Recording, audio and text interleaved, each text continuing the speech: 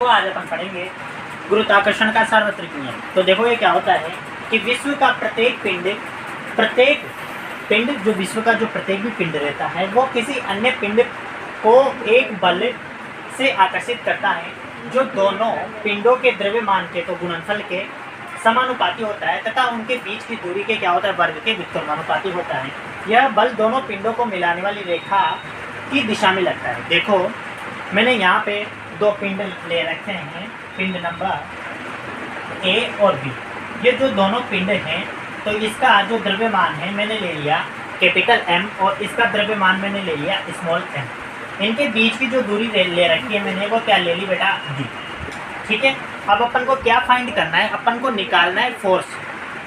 क्या फाइंड करना है? फोर्स मतलब बल निकालना है। तो कैसे निकालेंगे? देखो कि जो F जो होता है यानी कि जो बल होता है वो समानुपाती होता है इन दोनों पिंडों के द्रव्यमान के गुणनफल के। इन दोनों पिंडों के द्रव्यमान का जो गुणनफल होता है उसके समानुपाती होता है। जैसे इसका जो द्रव्यमान था वो क्या था कैपिटल M और दूसरे वाले का द्रव्यमान स्मॉल m। तो ये इसके क्या हो गया बेटा समानुपाती।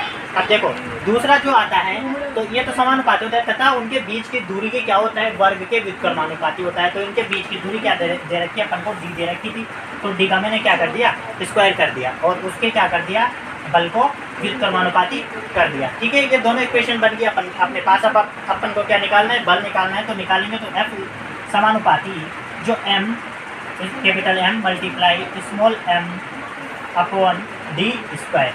ये तो क्या आ गया बल आ गया। किसके बीच का बल आया बेटा? पिंड ए और पिंड बी के बीच का क्या आ गया? मैंने क्या निकाल लिया? बल निकाल लिया। देखो आगे अपन इस इक्वेशन को लिखते हैं। जैसे F में यहाँ पे समानुपाती का साइन हटाऊंगा, मतलब समानुपाती का चिन्ह हटाऊंगा तो यहाँ पे क्या आता है? एक स्थिरांक आता है।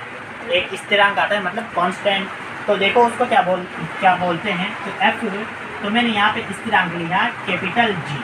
तो ये क्या हो जाएगा G M small m upon D square. ये आ गया आपका गुरुत्वाकर्षण का सार्वत्रिक